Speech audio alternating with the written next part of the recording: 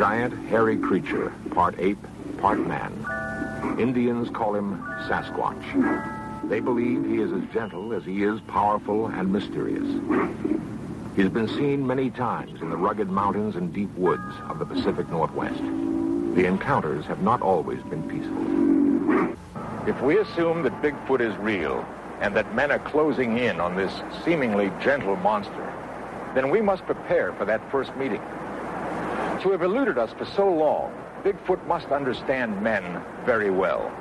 The burden will be on us to understand him. Bigfoot may well be waiting for some sign that we're ready.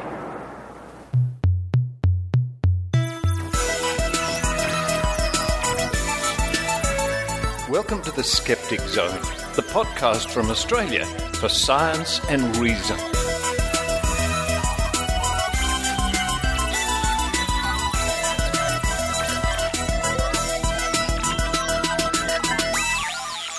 Hello and welcome to the Skeptic Zone, episode number 332 for the 1st of March 2015. Richard Saunders here with you from Sydney, Australia, with, once again, I'm delighted to say, my special guest host this week, as last week, Joe Alabaster. Hello, Joe. Hello, Richard.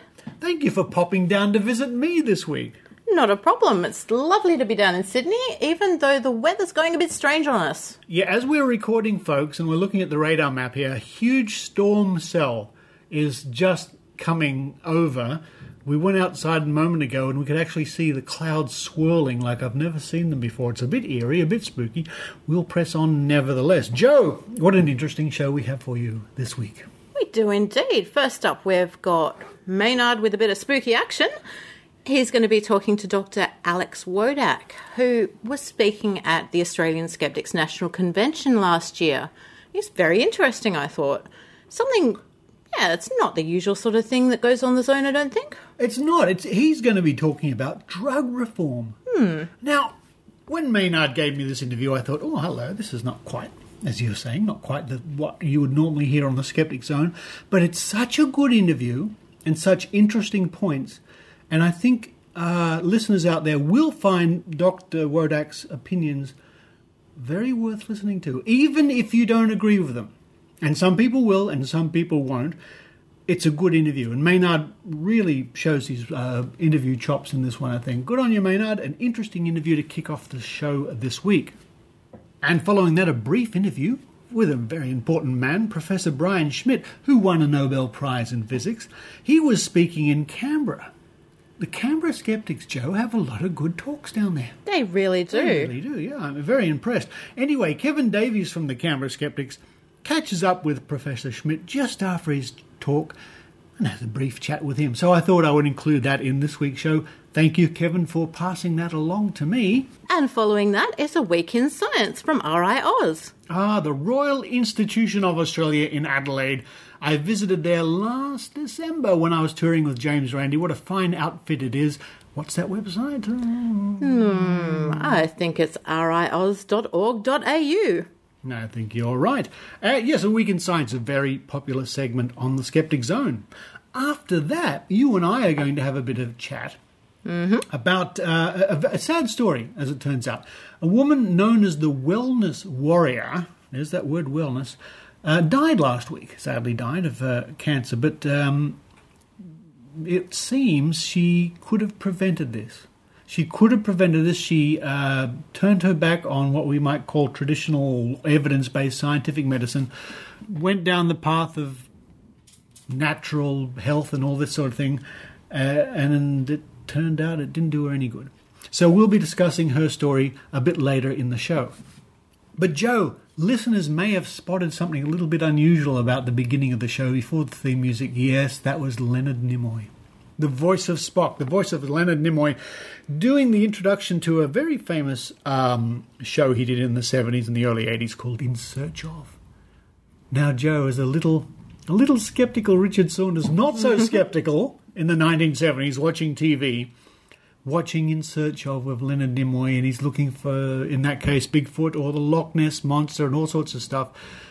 And we bought it. You know, we thought these things were documentaries when I was younger. It was quite something. But I wonder how many people who enjoyed these cryptozoology shows, and I've enjoyed such shows myself, actually use that as kind of a gateway towards skepticism, asking more questions and finding out where to find them. It's absolutely true. And I think, I mean, as a geek, and you're a geek and I'm a geek, and we lots of our audience are geeks and nerds and things like that, of course we're saddened that Leonard Nimoy died, because we enjoyed his performance as Spock very much. But when you look at the man himself, in a strange sort of way, he inspired science in two very different ways. One is, and largely credited to Star Trek, inspiring people to pursue a career in science. Lots of people around the world, millions probably over the years, were inspired by what they saw on Star Trek to follow a scientific course in their life, I think. Yeah, certainly on a lot of NASA's social feeds, and also the astronauts up on the space station at the moment have been posting tributes saying that they were incredibly inspired by Spock as a science officer. And I think having somebody like that in pop culture is absolutely fantastic. That it gave me a bit of nerd pride, I've got to say. But also Spock was a pop culture icon who, it was a positive thing that he was rational. Yeah. And it promoted rational thought, I'm willing to say. I think you're right. And the other thing we were just mentioning, this In Search Of, well, it really sparked my interest in bizarre, strange cryptozoology, UFOs, monsters, and this sort of thing. Or it helped. It fueled it. So in that respect, too, I think we owe him something. Even though we look at In Search Of now, and if you go to YouTube or just Google In Search Of, there are many episodes on YouTube which are, well, they don't really stand up, I must say, over the years. Nevertheless, they're there for you to enjoy. They're good for research and things like that. That show actually started about the mid-70s and ran all the way to 1982 with Leonard Nimoy doing In Search Of. So yes, a sad week in that respect. But it was good that he did all the things that he did and accomplished all the things he did in his life. Absolutely. All right, Joe, it's time for you and I to run up the street. Ooh. Yes, we're going to run up the street. In this weather? We're going to drive up the street to our club, our famous club just up the end of the road there. I might have a spicy chicken burger. What do you think? What do you think you'll have? I think I'll go with a salad. Okay. While we're doing that, trying to avoid the coming storm, we hope you enjoy The Skeptic Zone.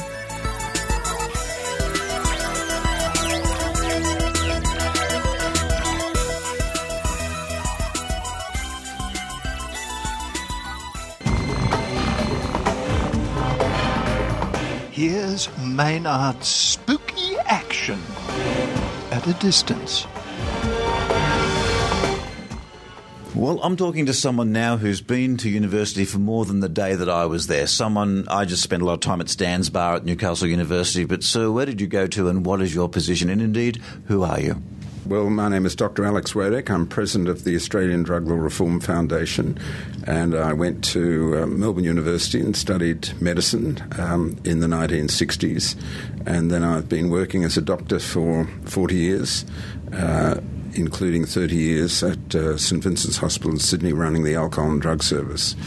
With your interest in the alcohol problem, it would be universally recognised that prohibition was the worst way to approach the alcohol problem in the US. Is that acknowledged, and why isn't that passed on to other drugs? Yes, it's certainly recognised in the United States. No serious politician would ever recommend in the United States to bring it back. And it has been tried in 15 or 20 countries around the world, and it's currently adopted and implemented in half a dozen countries, mainly around the Gulf.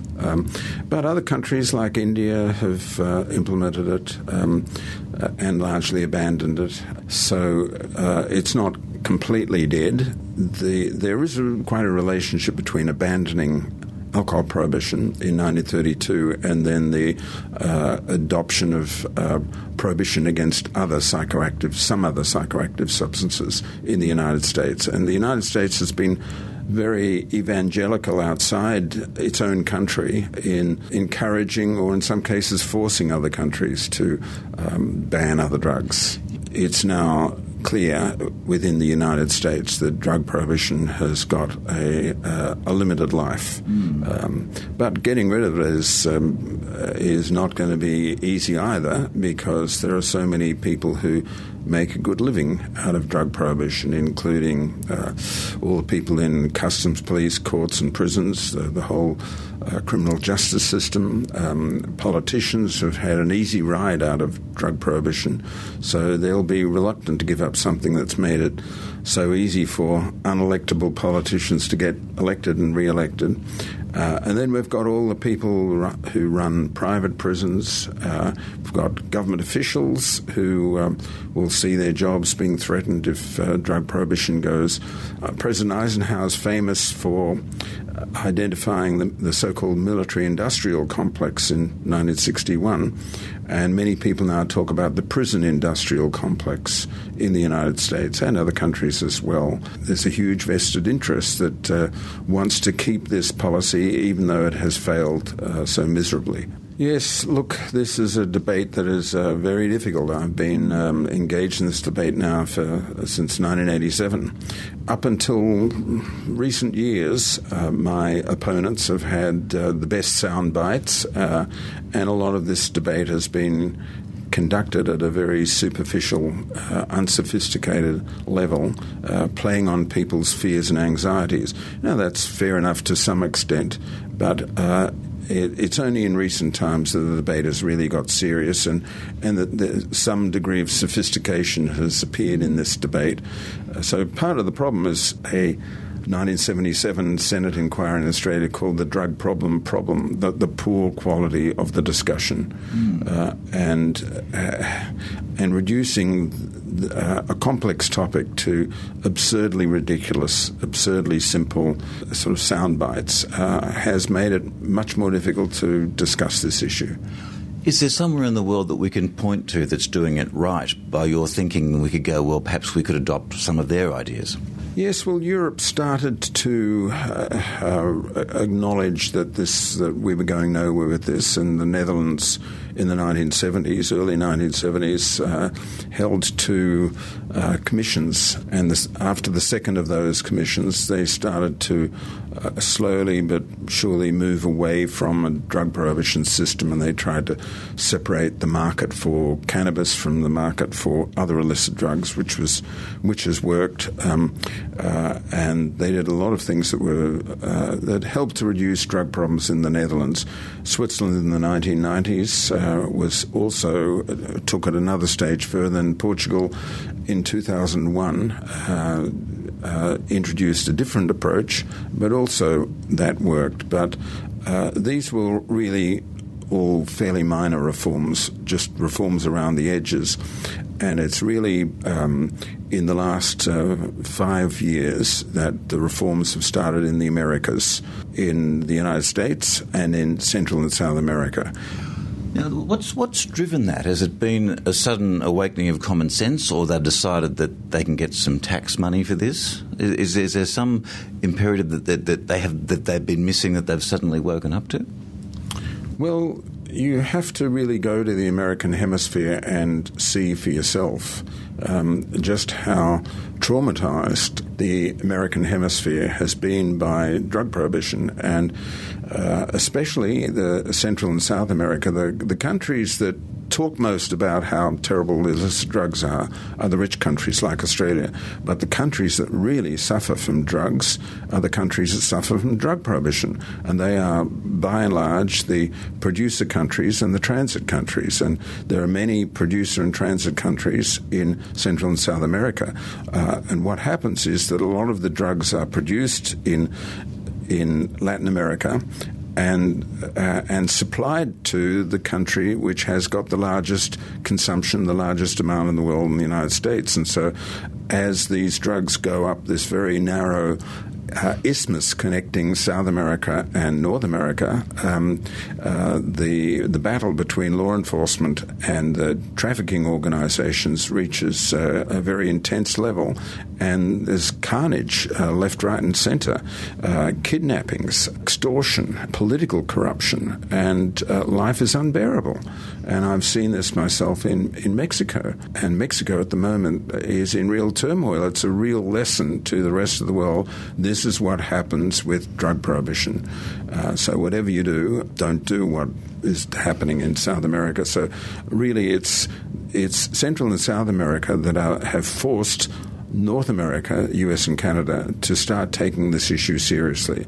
And a lot of people in the United States now can see with their own eyes just how damaging drug prohibition has been for people in Central and South America. That's why this is really changing around the world. It was a commission of former presidents in South America that first started ringing the alarm bells, and that led to the Global Commission on Drug Policy in June 2011.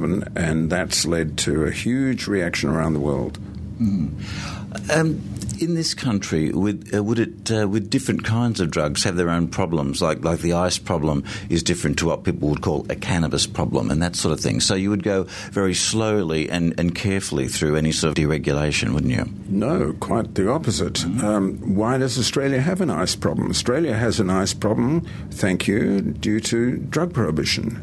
Before we had powder methamphetamine, but powder methamphetamine is a salt, dissolves easily in water, very difficult to vaporize, whereas crystalline methamphetamine, so-called ice, is difficult to dissolve in water but vaporizes very readily, low melting point, and so if you want to inhale the drug, it's very easy to. And if you inhale the drug, it's rapidly absorbed, it goes from the air compartment of the lungs into the blood very rapidly, and then it's from 7 seconds from the lung to the brain, and that means very little dilution, and that means the huge bang for the buck. That if somebody's taking vaporized methamphetamine, it's exactly like taking crack cocaine, that the whole process is accelerated. And that means greater impact, but also greater toxicity. So for the buyer, greater benefits, more cost-effective, but also, unfortunately, more damage to them and their loved ones and their community. And we got there through drug prohibition, because if A is selling ice and B is selling powder methamphetamine, well, the guy selling the ice is going to shift his or her product much faster than the guy selling B and get a better price for it. This is what drives the market under prohibition. And we can only reverse that by taking away the prohibition framework. And so what will have to happen is that we will have to have some legal regulated form of stimulant that people can buy. It won't be rocket fuel like ice. It won't even be rocket fuel like powder methamphetamine, but it'll be something and that the community can live with and that people can take and not damage themselves irreparably. So we'll have to have some kind of compromise, and it'll take us a while to work that out. And I think we'll end up with some form of compromise sedative drug and some compromise stimulant drug and some compromise hallucinogenic drug. And we already have that in a sense with methadone, which is a drug that the community is not that crazy about, and frankly heroin users aren't all that crazy about, but it's a compromise that the community and the heroin users can both live with, and then we can try and get doctors, not easy, to actually prescribe the drug and look after people who've got severe heroin problems. So this is, I think, a model, and that's why it's been so fiercely attacked by the supporters of drug prohibition, because they can see that it works. They can see that it's not perfect, but the benefits are huge. The unintended negative consequences are there, but they're not huge either, and it saves us a bundle of money. For every $1 we spend on that as a community, the community saves about $7. So I think that's the model that we're going to see more and more with the other categories of drugs. You have to remember also that there's a lot more going on than people recognise, that the people who sell legal drugs like alcohol play up the whole debate about illicit drugs because it makes their product, people forget about the carnage, the social damage, the violence, the corruption, the terrible things that alcohol does in our community. And so the people who sell alcohol can more or less do whatever they want to do with very little interference from politicians, and they've become very powerful. And we mustn't ever let the illicit market behave like the alcohol market. That surely is one of the lessons to be learned. Look, it was driven home a little bit to me where I think it was on Mardi Gras night in Sydney last year. There was a record number of people arrested going into Mardi Gras with some small amount of drugs on them, and I really thought that is just the most useless waste of law enforcement, because these people were going to a party and here they are ending up in court on Monday morning. Well, the police are trying to do something to demonstrate that they are doing something. And they're doing that because their political masters appreciate the police being seen to be doing something. And we see that with the sniffer dog issue, very much so, where there's an appallingly high rate of false positives and false negatives. There's a lot of money wasted, totally wasted on the sniffer dogs. And where initially the police claimed that this was to catch drug traffickers, but only 0.19% of sniffer dog detections actually result in a successful charge being brought against somebody. That's incredibly inefficient. Yes, it is incredibly inefficient, and this is now starting to come out. And worst of all is the fact that people who are confronted by a sniffer dog almost all find it very unpleasant, very confronting. Some people find it quite frightening. Look, I've been in nightclubs and dogs have gone through, and it just makes you think you're living in a George Orwell novel. But worst of all, the worst thing about the sniffer dogs is that they convert a slight problem into a much more serious problem, and a lot of people seeing one or more sniffer dogs approaching swallow all the evidence they've got on them so that there's no evidence to find. It's in their tummy, and some of those people die. So a policy that is meant to protect our health and well-being turns out to be a risk to our health and well-being.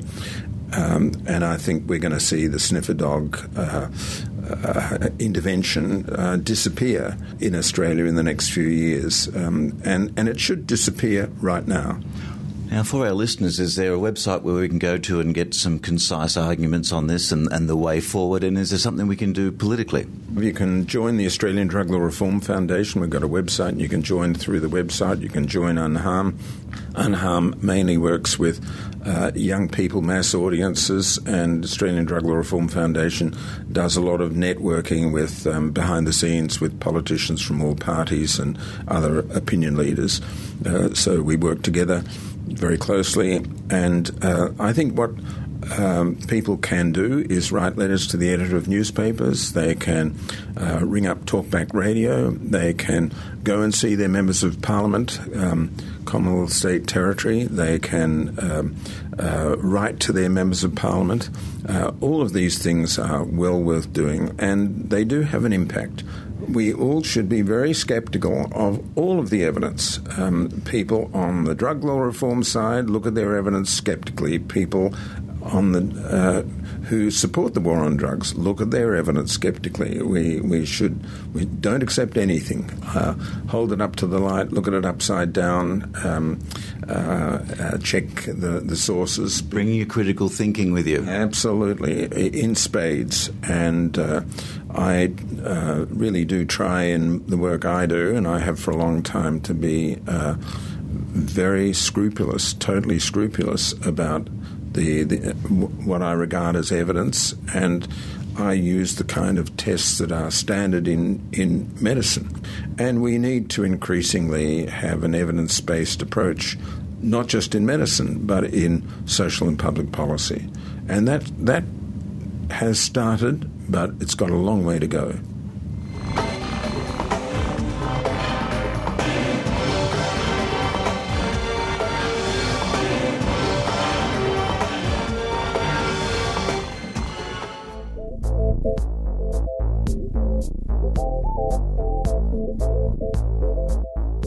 QED 2015 with Matt Dillahunty, Lucy Green, Bruce Hood and more.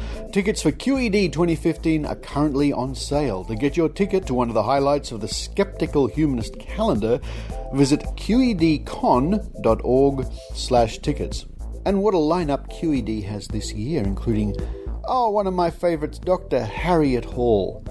I met Harriet years ago, actually, on an amazing adventure.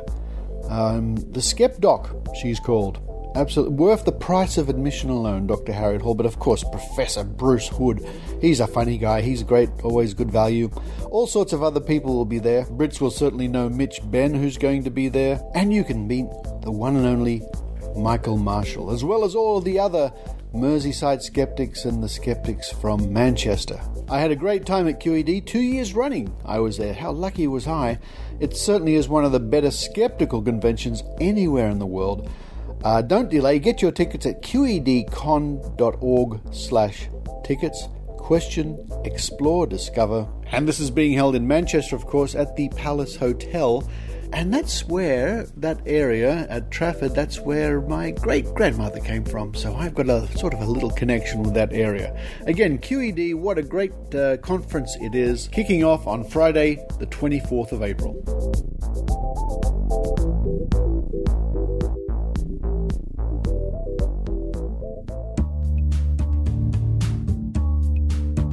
On the 19th of February this year, Professor Brian Schmidt was the guest of the Canberra Skeptics at one of their regular talks.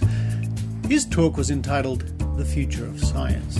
Professor Brian Schmidt is a Nobel laureate, having won the Nobel Prize in 2011 in physics. Kevin Davies from the Canberra Skeptics caught up with Professor Schmidt just after the talk. Thank you very much for speaking to us, Professor. Thank you very much. It's been great fun. What did you find most interesting about tonight's talk? Well, it was a very diverse audience. I had children asking questions from the age of about 7 to people who were clearly in their 70s. And we managed to cover just about everything from religion, ethics, the future of the universe, the basics of the theory of everything. So I think for me it was the diversity of both the questions asked and the audience. Going on to the topic of ethics, which was a fairly prominent one, what is your opinion of the future of the ethical problems within science? Well, I think we need to remind ourselves as scientists that ethics is an important part of what we do, and sometimes we like to think, we're not bound by ethics. But ultimately, because science is so powerful, it can be used for good, it can be used for bad, and it certainly is very important at changing the world around us. We have to realize that sometimes this is going to be acceptable and sometimes it's not. And so you have to engage in the questions of ethics, and I think you need to ultimately stick down to a set of fundamental principles and make sure that we are willing to take the time to talk about the ethics and not just assume that everyone else's ethics are going to be the same as our own. And there's rarely such a thing as an easy ethical question or answer. So what are you working on now? Okay, so the main thing I'm working on is using the SkyMapper telescope, which is a relatively small telescope that has a huge digital camera on it, 268 million pixels, and we're scanning the entire sky, and that survey is sort of the treasure map for using the biggest telescopes in the world to understand everything from, is there life out there on other planets, which we can hopefully see by finding nearby planets that go in front of their stars, so we can pick up the trace elements of their atmosphere when they go in front with big telescopes of the future, finding the oldest stars, the first stars in the universe, of which last year we got an early start on it, much to my surprise, and discovered an object that was the first object not to have any iron in it. So we think it was a star created from the remains of one of the first stars in the universe. Very exciting. I look forward to hearing more about that. So it looks like we're about to head off to dinner. So thank you very much, Professor Brian Schmidt. Hope to see you again in future. My pleasure. Thank you very much.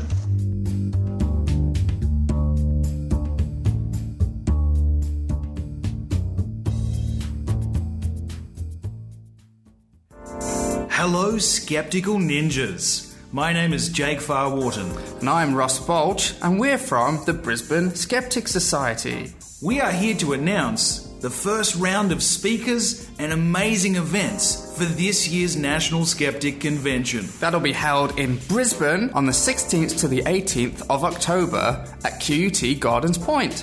Featuring speakers such as Nobel Prize winner Brian Schmidt, Susan Gerbic, Joe Nicol, Signa Kane, Holly Warland, Dr. Peter Ellerton, Ketan Joshi, Ross Balch, and a panel on parenting skeptically featuring all of your favourite ladies from the Skeptic Zone. On the afternoon of the 16th, we're also hosting a free Skeptic Camp. Not only that, but in the evening we have a free skeptical variety show. And let's not forget the gala dinner held on Saturday the 17th. For more information about the National Convention, go to convention.brisbaneskeptics.org and get yourself on the email list where you can be the first to know about the latest developments as well as when tickets go on sale.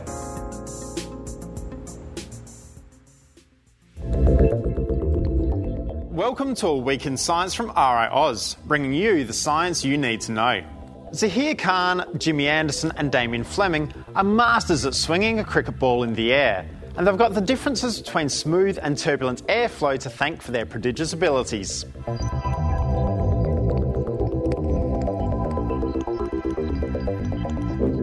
When travelling through the air, a cricket ball will want to move towards the side which has the more turbulent airflow. Let me explain why. To swing a cricket ball conventionally, the seam is angled to one side, meaning that as the ball flies through the air, the smooth side of the ball causes smooth airflow. But the seam trips up the air and causes turbulence on the other side. The turbulent air stays close or attached to the ball for longer than the smooth laminar flowing side. This causes a difference in pressure on each side of the ball, with less pressure on the turbulent side, making the ball move towards the seam. The maximum amount of side force is generated at a bowling speed of around 70 miles per hour. What happens above that? Well, that's when we start getting reverse swing. Above 85 miles an hour, the air doesn't need interference to start becoming turbulent on the surface of the ball. In this case, the seam of the ball makes the already turbulent air even messier. This extra messy air will actually detach from the surface quicker than the mildly turbulent air on the other side, causing the low air pressure to be on the opposite side and the ball swinging away from the seam. And if the ball is being bowled with the seam straight, the same forces are in play but using the smooth and rough sides of the ball to create different airflows on each side. And now 4 fast facts about the science of sports. This is a slightly different effect to swinging a soccer ball, where the horizontal rotation of the ball creates differences in air resistance and attachment on each side. Baseball pitches curve the same way to a soccer ball. The rotation of the ball in one direction causes the difference in air attachment. Facing a fast bowler, a batsman has around half a second to assess the trajectory of a ball, choose a shot and play it. And if you're as sick as me seeing a bowler bowl repeated no balls, if they move their foot 15 centimetres backward to remove the chance of a no ball, their apparent speed to the batsman would drop by around 1 kilometre per hour. That's it for this Week in Science. For more information on the science of cricket, go to the RiAus website, riaus.org.au. Follow us on Twitter at RiAus and like us on Facebook. I'm Ben Lewis and we'll catch you next week.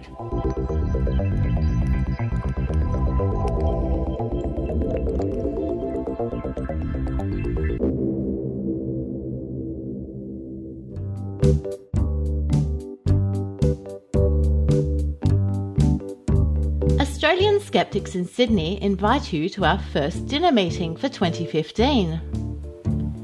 Healthcare in Australia is full of fictitious diseases, fake treatments, and pseudoscientific terminology. Some health problems are also very embarrassing to mention in polite company, and this has led to many people diagnosing themselves at home using Dr. Google. It's difficult to navigate between evidence-based medicine and popular discussion of the latest fads. And this is where Dr. Brad Mackay comes in. Dr. Brad is a GP and TV host of Embarrassing Bodies Down Under, a television show dedicated to decreasing the stigma of medical problems and increasing awareness of traditionally taboo topics. He has an impressive background in medicine. He was accepted into medicine at Monash University when he was only 16 years old and started working as a doctor at the age of 21. He's been working in general practice for the past 10 years and regularly tackles the tough and often embarrassing questions from his patients, helping to find clarity in a woo-filled world. He's a dynamic speaker on medical myths, false fads, and of course, embarrassing bodies. To book your place, go to www.skeptics.com.au/shop/events. The dinner will be held at the Ryde Eastwood Leagues Club on Saturday the 28th of March at 6:30 p.m. Please book your ticket by Wednesday, March 25. Tickets are $50 and include an extensive buffet dinner. The special door prize means one person will have their dinner fee reimbursed. That's dinner and a show for free. Book now for your place on the examination couch. We look forward to seeing you there.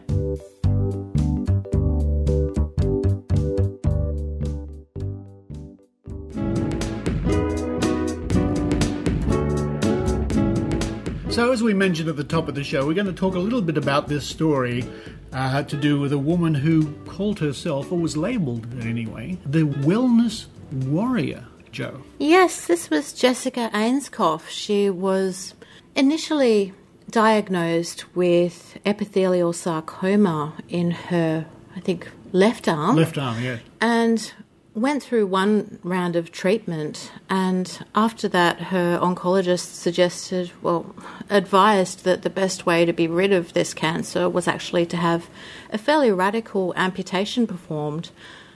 She decided against that and took on Gerson therapy, which is basically very natural living, juicing and coffee enemas. Coffee enemas, indeed. And a direct quote from Jessica made only about 4 years ago when she was telling her story was, "I refused to follow the doctor's orders." Now, she took the opinion that her body, with the help of certain natural therapies, would know what to do, would know how to fight these cancers and clean herself out. So she did this. She was big into healthy living, as we were saying, and this sort of thing. Sadly, she convinced her mother, as it happens, to follow the same regime. And her mother had breast cancer, but her mother died not long afterwards. Her mother gave up what we might call traditional evidence-based therapies. Also, it's interesting to note that Jessica also went down the path of conspiracy theory. Yeah, the big pharma rejection of medicine sort of belief system. Actually, I find this story incredibly tragic. It is sad, yes. She fell for the way of thinking being that natural therapies were going to cure her, and unfortunately she became an advocate for this sort of thing. Through her blog, she did motivational speaking and convinced a whole lot of other people to follow the same path and reject evidence-based medicine.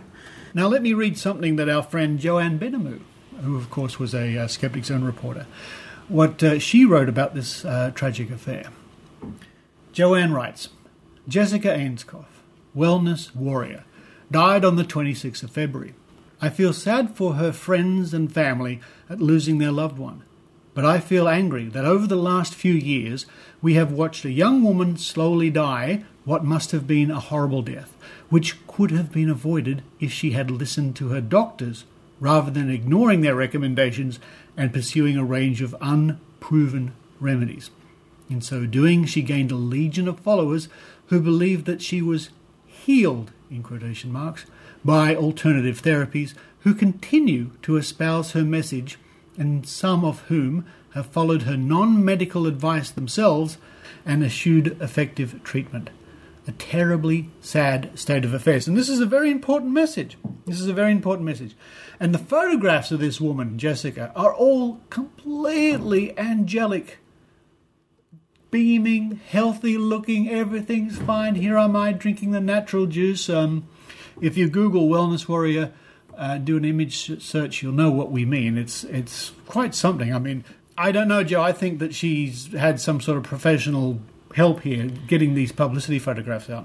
Quite possibly. I mean, she was making, as I understand, making a living out of coaching people regarding their health and alternative medicine that she was promoting.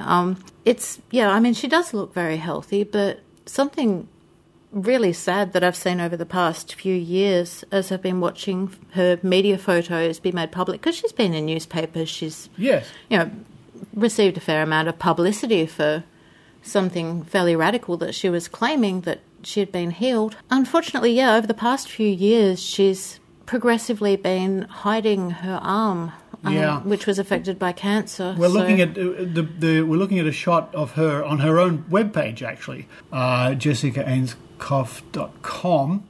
In fact, when you go there now, it automatically switches you to In Loving Memory. And there she is, beaming on the couch with her dog and some cushions, looking very happy, but yes, her left arm is nowhere to be seen. So I guess the message here is, as Joanne Benamou points out, these are unproven remedies, and they're called alternative medicine for a good reason, because, as we know, alternative medicine is either medicines that's been proven not to work or is unproven to work. And her supporters, Joe, I mean, someone like this who's suffering will they're on a journey. I mean, we can understand that to an extent, I guess. But it's interesting that her legions of fans, what they go through.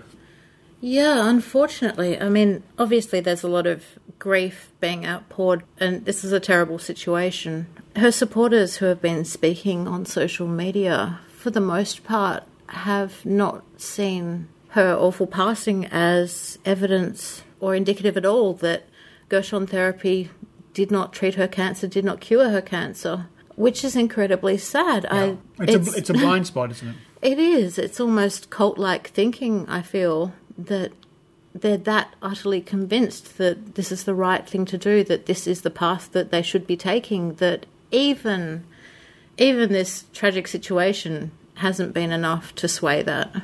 It really troubles me, actually, the regime that people on Gershon therapy put themselves through. That's 5 coffee enemas a day. That's not even if you're beyond having traditional, I don't know if I want to say traditional in these terms, modern medicine. Modern, that's the one, evidence-based medicine. If you're at a point where there's a very low chance that that's going to help and you're in palliative care and you just want to feel like you're doing something, maybe for coffee enemas to be the thing that you're doing, it's just heartbreaking. It's amazing. I mean, I wonder who invented these in the first place. They've got a lot to answer for. That'd be Gershon. Maybe in this case. Look, a very sad story. The message is your best bet is to follow the recommendations by your specialists. You know what? They're not going to be 100% perfect. Nobody is. Get a second opinion. It's your right to do that and so on. But to abandon that and then leap to something which was no track record. But again, as I say, it looks like she just went down the rabbit hole. I mean, she's lumped the whole conspiracy, the big pharma conspiracy in with it too. So, a sad story, but I think there's a lesson there.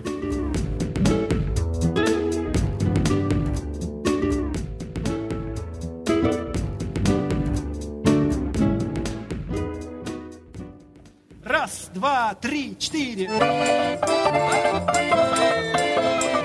Друзья, меня зовут Кирилл Алферов, и я основатель общества «Скептиков». Мы зовем вас на наши встречи, которые проходят каждые 2 недели в Москве, и также приглашаем послушать наш подкаст, который выходит каждую неделю. Подкаст называется «Скептик», а сайт, на котором вы можете узнать о нашей деятельности, это www.skepticsociety.ru. Hey everybody, my name is Kirill, and I'm the founder of Skeptic Society Russia. Come visit us in Moscow in our bi-weekly meetings, and also listen to our weekly podcast, which is called Skeptic. And the site where you can find all of that is skepticsociety.ru.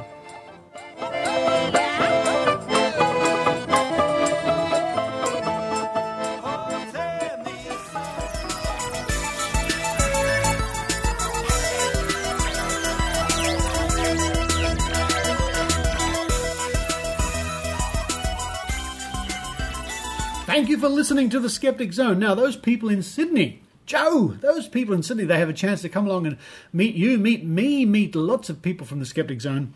Lots of good skeptics at Skeptics in the Pub. Skeptics in the Pub on Thursday night. Thursday night. Yeah. And goodness, what are they going to be talking about this week? Let me run over to the other side of the room. I'm not running to the fridge. I'm running. Here it is. Coming back to the microphone. Look at this, Joe. What I have in my hot little hands here. Wow. Premium wine card. Oh, it's in a beautiful black box with silver and oh my goodness. Open the box. There it is. Oh, it actually has a little origami pop-up. It does. That's the sound of the premium wine hold card. Hold it in your hand. It's slightly metallic, I think. It is rather. I think it might be an aluminium. Yeah. It's got a little wine glass logo sort of pressed out in the middle, or to the side, I should say. There it is. We're going to be testing that. Informally, I grant you, but we're going to be having great fun at Skeptic in the Pub, testing this card to see if it can improve the taste of wine and water and other drinks. Goodness me. Goodness me. I'm sceptical. You're sceptical. We'll see.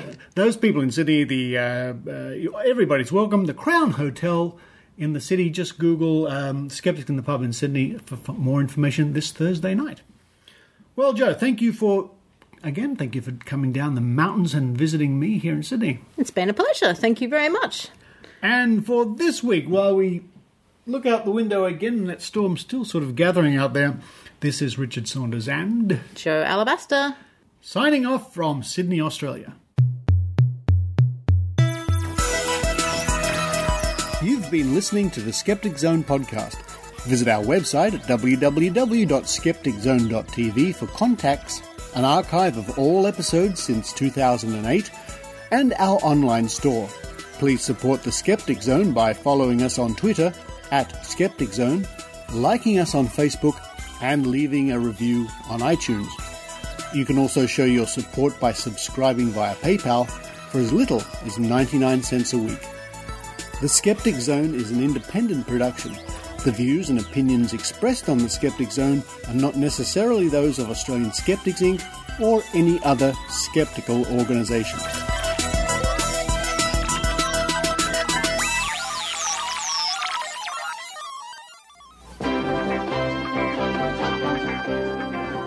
Lost civilizations, extraterrestrials, myths and monsters, missing persons, magic and witchcraft, unexplained phenomena. In search of cameras are traveling the world, seeking out these great mysteries. This program was the result of the work of scientists, researchers, and a group of highly skilled technicians.